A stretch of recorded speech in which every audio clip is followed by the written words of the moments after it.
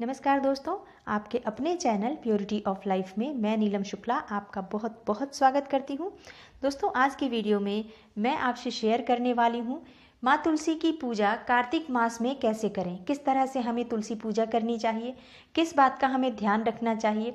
क्योंकि तुलसी पूजा से सभी प्रकार के सुखों की प्राप्ति होती है। ऐसा कहा जाता है कि जब हम तुलसी की पूजा करते हैं विधि विधान से तो भगवान श्री हरि विष्णु की कृपा हमें मिल जाती है और माँ लक्ष्मी की कृपा हमें स्वतः ही मिल जाती है। क्योंकि जिस घर में तुलसी विराजमान रहती हैं उस घर में श्री हरि विष्णु विराजमान रहते हैं और इस तरह से माँ लक्ष्मी को वहाँ आना ही पड़ता है। तो जब श्री हरि विष्णु के साथ माँ लक्ष्मी विराजमान है तो ऐसे घर में कभी भी धन का अभाव नहीं रहता। तो अगर हम विधिवत रूप से माँ तुलसी की पूजा करते हैं और विशेषकर कार्तिक मास में तुलसी पूजा का बहुत महत्व है। इस महीने में जो तुलसी पूजा की जाती है उसका फल जो हम बाकी समय में पूजा करते हैं उससे कहीं ज़्यादा मिलता है। तो ये जो महीना होता है, कार्तिक का मास होता है, इस मास में आप तुलसी पूजा में कुछ विशेष सावधानियां रखकर पूजा करें। और कई तरह के सवाल होते हैं मन में कि तुलसी को दीपक हम सुबह शाम दोनों समय जला सकते हैं क्या? कितनी तुलसी घर में लगानी चाहिए? क्या जिस तुलसी की हम पूजा करते हैं या जिस तुलसी को हम तुलसी विवाह के निमित्त लेकर आए हैं उसके पत्ते हमें नहीं तोड़ने चाहिए? तुलसी विवाह के लिए कैसी तुलसी घर में लानी चाहिए? रविवार के दिन अगर हम तुलसी को स्पर्श नहीं कर सकते हैं तो कार्तिक मास में क्या रविवार के दिन हम उनकी पूजा नहीं करेंगे? या फिर तुलसी का श्रृंगार हमें किस दिन अर्पित करना चाहिए? किस दिन हमें उनको चुन्नी चढ़ानी चाहिए, श्रृंगार की सभी सामग्री अर्पित करनी चाहिए?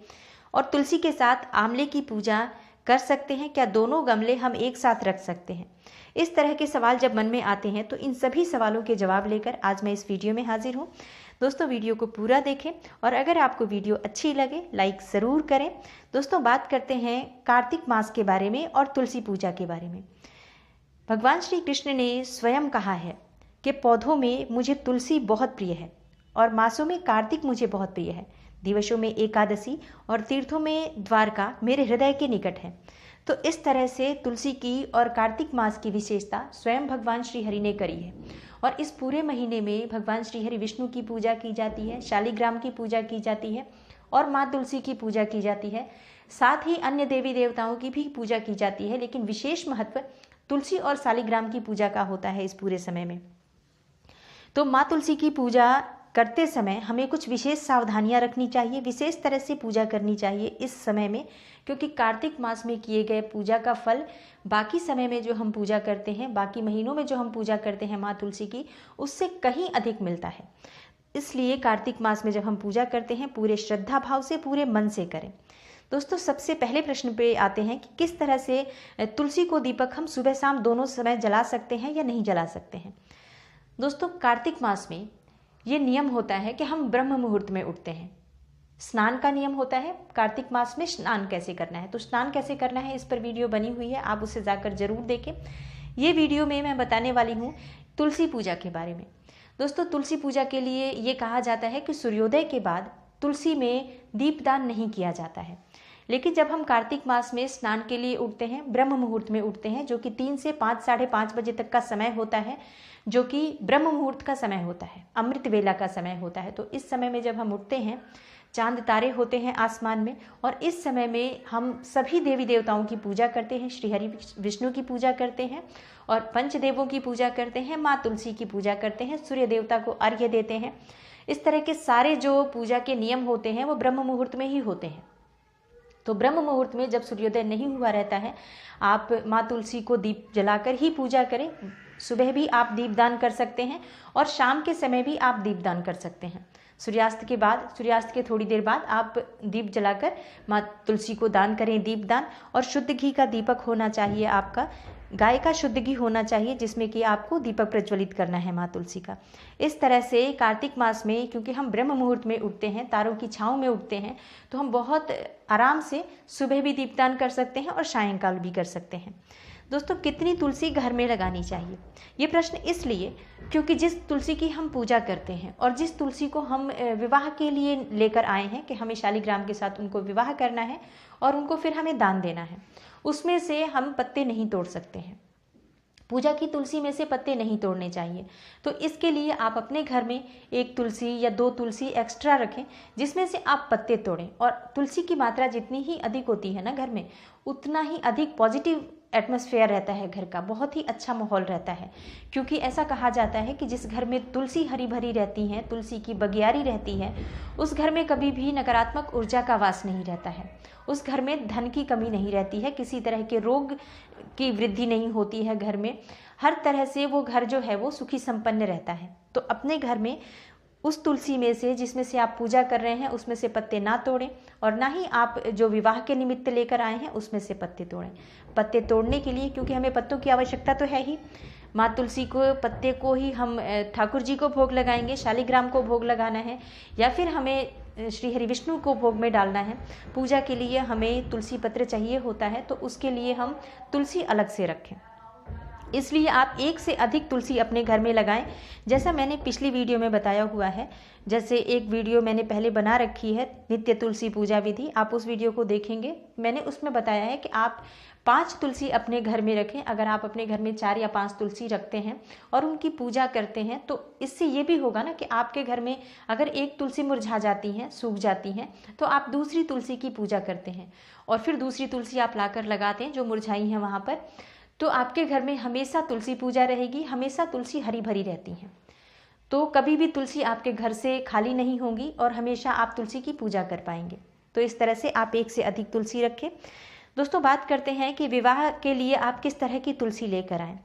जो लोग विवाह करते हैं तुलसी का शालिग्राम से और वो उस तुलसी को दान करते हैं, ये प्रश्न उनके लिए है कि किस तरह की तुलसी उन्हें घर में लानी चाहिए। दोस्तों, जिस तुलसी का हम विवाह करते हैं वो छोटी तुलसी होनी चाहिए, जिसमें फूल न लगे हों, जिसमें बीज न लगे हों, मतलब जिनमें फूल नहीं लगे होते हैं वो वाली तुलसी लानी चाहिए हमें।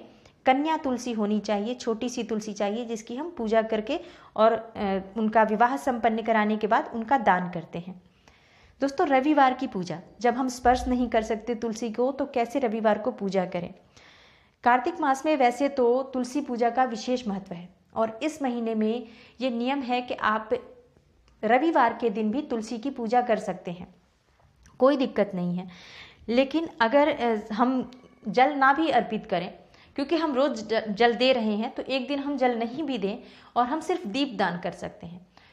सुबह भी दीप दान करेंगे आप, जो आप ब्रह्म मुहूर्त में उठते हैं उस समय में भी आप दीपदान करें और सायंकाल भी दीपदान करें, धूप दीप से पूजा करें, बिना उनको स्पर्श किए आप पूजा करेंगे। इस तरह से आप रविवार के दिन भी उनकी पूजा कर सकते हैं, दीपदान कर सकते हैं। माता को श्रृंगार किस दिन करना है।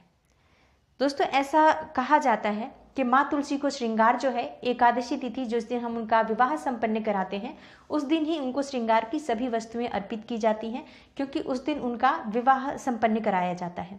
इससे पहले, यानी कि जो हम कार्तिक मास में पूजा करते हैं, तो पहले दिन से लेकर एकादशी तिथि तक हमें उनको सुहाग की सामग्री अर्पित नहीं करनी चाहिए, सिंदूर नहीं चढ़ाना चाहिए, चुन्नी नहीं चढ़ानी चाहिए, मौली कलावा नहीं बांधना चाहिए।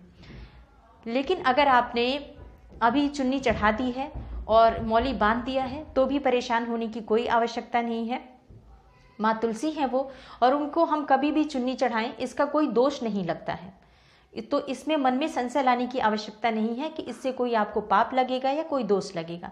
आपने अगर पहले भी उनको चुन्नी चढ़ा दी है तो भी आप पूजा करते रहें, और विशेष रूप से एकादशी के दिन उनकी पूजा करें, उनको सभी सुहाग की सामग्री अर्पित करें। अगर विवाह संपन्न कराते हैं आप तो विधिवत विवाह संपन्न कराएं।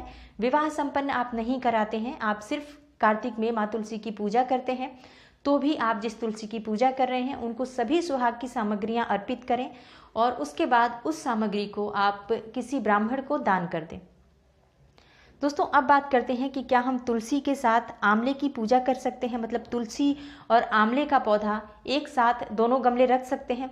तो जी हाँ, बिल्कुल रख सकते हैं आप। तुलसी और आंवले की पूजा अगर आप एक साथ करते हैं उसका बहुत अधिक पुण्य फल प्राप्त होता है। तो आप तुलसी और आंवले का गमला एक साथ रखें, उनकी विधिवत पूजा करें, क्योंकि ये श्रीहरि विष्णु ही माना जाता है, श्रीहरि विष्णु का स्वरूप ही माना जाता है आंवले के पौधे को।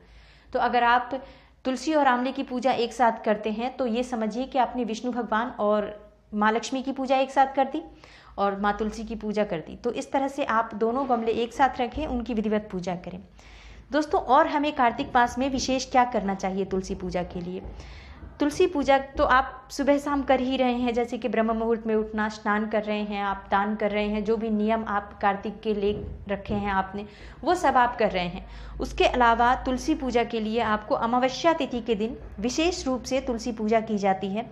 अमावस्या कार्तिक मास की जो है उसे माँ तुलसी का जन्मदिन माना जाता है। तो इस दिन आप विशेष रूप से माँ तुलसी की पूजा करें और तुलसी में गाय का कच्चा दूध अर्पित करना चाहिए। थोड़ा सा गाय का कच्चा दूध लेकर माँ तुलसी को जड़ में सींचे। इससे क्या होता है, इससे धन में वृद्धि होती है। ऐसा कहा जाता है कि जो व्यक्ति अमावस्या तिथि के दिन माँ तुलसी में दूध से सींचता है उनकी जड़ को, उसके घर में अकूत धन संपदा की प्राप्ति होती है। अपार धन संपत्ति का वो व्यक्ति मालिक बनता है जो कि अमावस्या तिथि के दिन माँ तुलसी को दूध से सींचता है। तो आप थोड़ा सा दूध लेकर माँ तुलसी की जड़ में अर्पित करें। ऐसा आप एकादशी तिथि के दिन भी कर सकते हैं और अमावस्या तिथि के दिन भी कर सकते हैं, पर ये ब्रह्म मुहूर्त में करना है। ये आप किसी भी समय नहीं कर सकते हैं कि आप दिन में, जैसे सूर्योदय के बहुत बाद आप नहीं कर सकते हैं। तो आप प्रातःकाल जल्दी, अब तो कार्तिक मास है, वैसे भी जल्दी उठ रहे हैं, तो आप इस नियम को ज़रूर अपनाएं, आपको ज़रूर फ़ायदा होगा। हो सके तो आप हर महीने की अमावस्या तिथि को ये नियम करें, इससे आपको बहुत फ़ायदा होगा। आपके घर में जो धन संपदा की अगर कमी हो तो ये एक तरह से उपाय है। अगर आप धन प्राप्ति के लिए कोई उपाय कर रहे हैं, इस उपाय को करके देखें, इससे बहुत फ़ायदा होगा। दोस्तों, उम्मीद करती हूँ कि कार्तिक मास में तुलसी पूजन से संबंधित जो ये जानकारी मैंने आपको दी है, आपको ज़रूर अच्छी लगी होगी। वीडियो अच्छी लगी हो लाइक ज़रूर करें, शेयर करें अपने फैमिली और फ्रेंड्स के साथ ज़्यादा से ज़्यादा। और अगर आप इस चैनल पर नए हैं, पहली बार मेरी वीडियो को देख रहे हैं, और अगर आपको ये वीडियो अच्छी लगती है, सब्सक्राइब करें मेरे चैनल को और बेल बटन को ज़रूर प्रेस कर लें। इससे ये होगा कि जब भी मैं कोई नई वीडियो अपलोड करूँगी तो उसकी नोटिफिकेशन सबसे पहले आपको मिलेगी। मैं मिलती हूँ आपसे अगली वीडियो में किसी नई और महत्वपूर्ण जानकारी के साथ। तब तक के लिए नमस्कार।